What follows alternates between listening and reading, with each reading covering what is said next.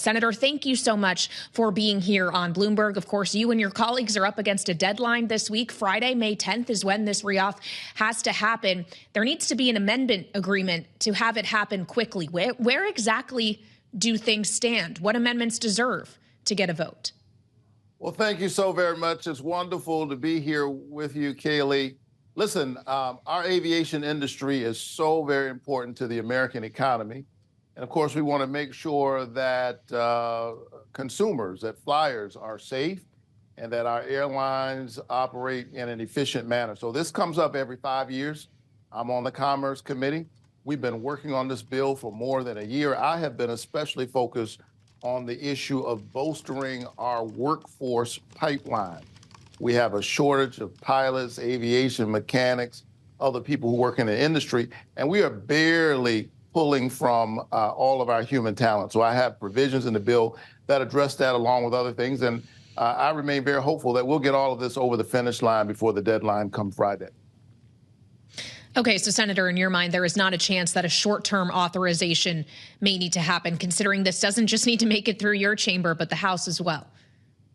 Listen, we are in the midst of the sausage making that happens in Congress, but I think there is a commitment, a large consensus that we need to try to get this over the finish line. And I remain hopeful that we will.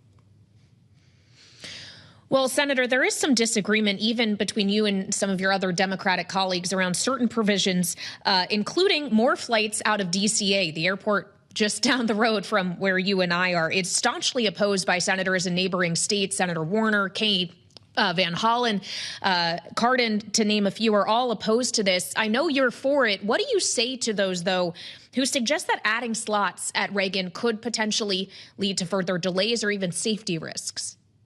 Well, I have great respect and really affection for my colleagues in Maryland and Virginia, but they are wrong on this issue, to put it bluntly. They're just wrong. This will not compromise safety in any way. We have addressed this issue with the FAA. Basically, we want to make sure that flyers throughout our country have access to the nation's capital. This is the seat of government. And basically, this is a modest proposal that will add about 1% to DCA's daily operations. I think that my colleagues respectfully have certain interests that they're trying to protect. Their safety issue simply does not hold water. And I'm hopeful that at the end of the day, we'll be able to have some more flights. Really, it's just a handful more flights coming in and out of the airport that serves the nation's capital. And certainly people west of the Mississippi should have access, as well as folks on this side who go back and forth every single day. Well, Senator, in addition to serving on the Commerce, Science, and Transportation Committee, you also serve on a few other key committees, including the Senate Banking Committee. And I'd like to lean on that expertise you have for a moment, if you will. We got a report out yesterday, an independent third-party probe into a toxic workplace culture at the FDIC. There are some Republicans who are now calling for the resignation of the FDIC chair, Marty Gruenberg. Do you think he should resign? Well, let me say that I am still reviewing the report. What I am seeing there, some of the things that I see there are concerning, even disturbing. But we will hear from the chairman in just a few days. He will appear before my committee, and we'll get a chance to hear from him directly, and we'll see where we go from there. But let me just be very clear. Let me be clear that an abusive and toxic workplace environment where people feel that they are being abused in some way that is hostile to the work environment is intolerable. And one way or the other, it will have to be addressed, and we will make sure that happens.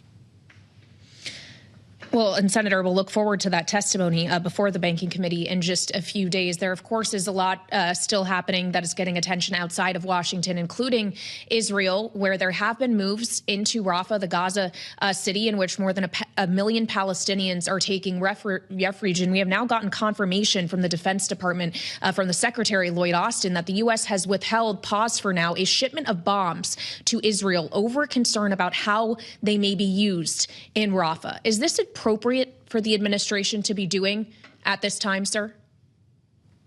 I'm very concerned about what's going on in Gaza. And I'm already on the record. I said many weeks ago that I'm very concerned about any incursion into Rafah. I pray for a day where Israeli mothers and fathers and Palestinian mothers and fathers can do what all of us parents want. I have 2 young children myself. Put your children to bed at night in peace and awaken to a world that embraces all of them. And so we intend to make sure that we keep an eye on this situation. But we need a ceasefire in this situation. Israel has a right to defend itself. I am deeply offended and hurt by what happened on October 7th, where we saw this attack, where we saw rape and sexual assault used as a weapon of war. But I'm also very concerned about over 30,000 Palestinian lives that have been lost in this conflict, the majority of them being women and children. So I'm hopeful that at the end of the day, we will recognize that the answer to death and destruction is not more death and destruction. Well, and Senator, of course, your chamber, together with the House, did ultimately advance supplemental funding, not just for Israel, but other allies as well. And of course, you're still doing the work to finish the job of further efforts that need more immediate attention, including the FAA reauthorization that we began this conversation with. Just finally, Senator, there are things that may not be attached to that FAA legislation because not all of the amendments can get a vote. Is there going to be any other major vehicle with which legislation can get done for the remainder of this Congress? Look, that remains to be seen. We remain engaged. There are a lot of issues to address. I'm glad that as part of the FAA, part of what will happen is that we will also reauthorize the National Transportation Safety Board.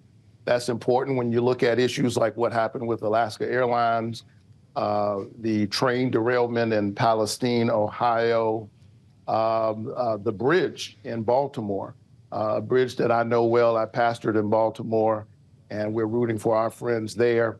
And I think the Congress understands on both sides of the aisle that that's important to the national economy. So we'll remain focused on these issues. I'm proud of Georgia. Georgia is a great aviation state. It holds the world's busiest, most efficient airport, Hartsfield-Jackson. And again, I hope that by the end of the week, we'll be able to say to our constituents that we got this done. All right, Senator Raphael Warnock, the Democrat from Georgia, thank you so much for joining me in this exclusive conversation on Bloomberg Television and Radio.